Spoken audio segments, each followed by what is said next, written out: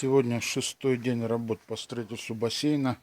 Ребята заармировали, забетонировали маркой 200 бетоном дно бассейна толщиной 15 сантиметров. Вот сейчас начали, вот видите, арматура стен. Привезли опалубку, сегодня начали устанавливать опалубку. Итак, говорю, сегодня шестой день работы. Именно рабочих дней. Вот.